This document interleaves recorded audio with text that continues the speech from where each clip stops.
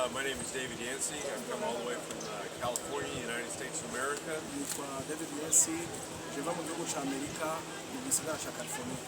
And we're here to spread the kingdom of God. For the gospel is the power of God for salvation. And we want to announce to Barundi that the light of Christ has come.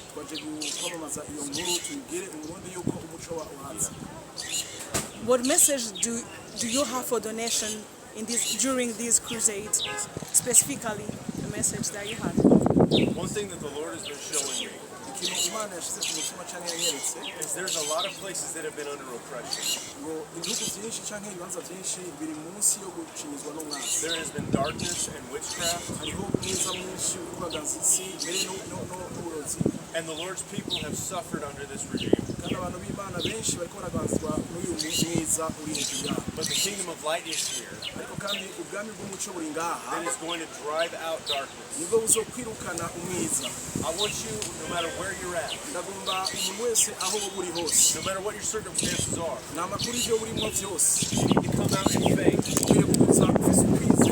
knowing that Jesus Christ, the healer and the miracle worker, has come not only to cancel that curse and drive out the oppression, but he's come to save you and your family. And everything's going to change because that's the power of Christ. Thank you.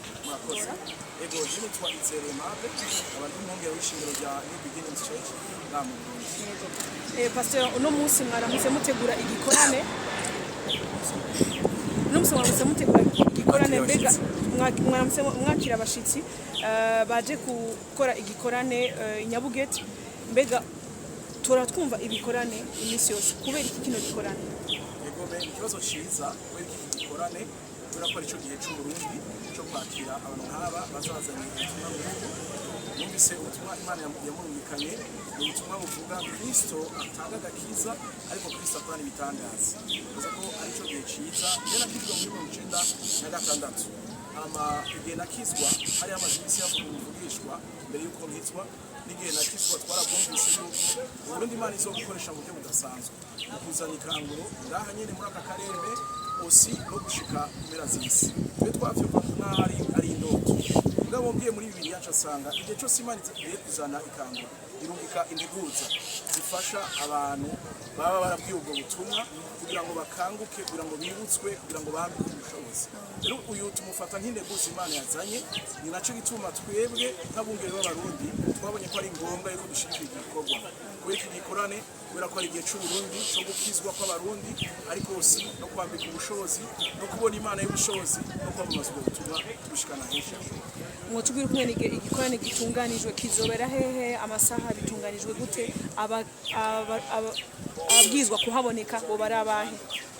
Ego murakoze igikorane uburyo gitunganijwe bisanzwe abavugabutumwa baje ahantu nibagarukira gusa kuvuga ubutumwa muri croisade yo kuri terre baragenda no mu kibano mu bice bitandukanye bavuga bwa butumwa nyene bavugira kuri podium.